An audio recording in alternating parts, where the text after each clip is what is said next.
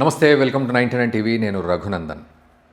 So Yunus ఖేల్ ఖతమైపోయింది, ఇక నేనే వచ్చేది అని తారిక్ రెహమాన్ అంటున్నాడు. ఆయన విజయ గర్వంతో మొత్తానికి బంగ్లాదేశ్ ప్రధానిగా, ప్రజాస్వామ్యబద్ధంగా జరిగిన ఎన్నికల్లో బంగ్లాదేశ్ ప్రధానిగా మారబోతున్నాడు, ప్రధాని అవ్వబోతున్నాడు అనే విషయం మనకు తెలుస్తుంది.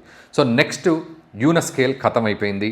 యూనుస్ మొత్తానికి ఆగస్ట్ 2024 నుంచి చక్కగా ఎంజాయ్ చేశాడు.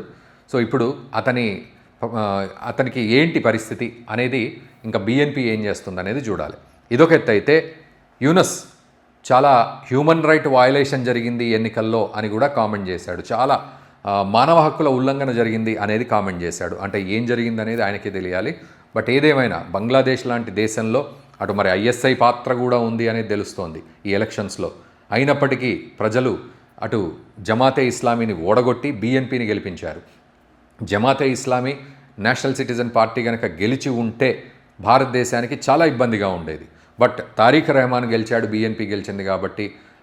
తన తల్లి చనిపోయినప్పుడు భారత్ నుంచి జయశంకర్ గారు కూడా వెళ్ళారు, అక్కడ పరామర్శించారు. ప్రధాని మోదీ అందించిన ఉత్తరాన్ని అందించారు, దిగ్భ్రాంతి వ్యక్తం చేశారు, సంతాపం వ్యక్తపరిచారు. కాబట్టి అక్కడున్న హిందువులు కూడా దీన్ని ఒక సంకేతంగా అర్థం చేసుకుని ఓట్లు వేశారు. బీఎన్పీ గెలిచింది. అంటే ఈ జెస్చర్ని అర్థం చేసుకున్నారు, బీఎన్పీ గెలిచింది. సో ఇది మనకు ఒక రకమైన సేఫ్ బంగ్లాదేశ్లో హిందువులకు, at the same time Bangladesh Bharat టైఅప్స్కి కూడా. ఇదొక ఎత్తు అయితే, షేక్ హసీనా ఉన్నప్పుడు బాగానే ఉండింది. ఆ తర్వాత పూర్తిగా డల్ అయిపోయినాయి మన బైలాటరల్ రిలేషన్స్ యూనుస్ వచ్చిన తర్వాత. అయితే షేక్ హసీనా ఈ ఎన్నికల విషయంలో ఏమంటోంది అంటే, ఇవి పూర్తిగా క్యాన్సిల్ చేయాలి ఎన్నికల్ని, ఎందుకంటే ఓటర్లెస్ అండ్ ఇల్లీగల్ ఎన్నికలు అని చెప్తోంది. ఓటర్లెస్, అసలు ఓటర్లు ఓట్లు వేయలేదు, అందరూ రిగ్గింగ్ చేసి ఓట్లు గుద్దుకున్నారు అనేది ఆమె చెప్తోంది. ఇల్లీగల్ అని చెప్తోంది. అండ్ అవామీ లీగ్ని బ్యాన్ చేశారు, ఆ బ్యాన్ కూడా ఎత్తేయాలి అనేది ఆమె చెప్తున్న మాట. సో ఈ రకంగా చాలా చాలా లో టర్నౌట్ ఉంది, చాలా తక్కువ రేషియోలో అక్కడ ఓట్లు వేయడానికి వచ్చారు. అది కూడా సగం ఓట్లు వీళ్లే గుద్దుకున్నారు అనేది షేక్ హసీనా చెప్తున్న మాట. బట్ ఈరోజు షేక్ హసీనా మాటను ఎవరు పట్టించుకునే పరిస్థితి లేదు. అట్లా అని చెప్పి ఎన్నికల్ని క్యాన్సిల్ చేసే పరిస్థితి అంతకంటే లేదు. ఇక యూనుస్ మాత్రం మానవ హక్కుల ఉల్లంఘన జరిగింది అని అన్నాడు. ఇదొక ఎత్తు అయితే, భారతదేశం నుంచి ప్రధాని మోదీ కంగ్రాచులేట్ చేశారు. దీనికి తోడు పాకిస్తాన్ నుంచి ప్రధానమంత్రి షాబాజ్ షరీఫ్ కంగ్రాచులేట్ చేశారు. ఎవరికి వాళ్ళు ట్వీట్లు పెట్టేశారు.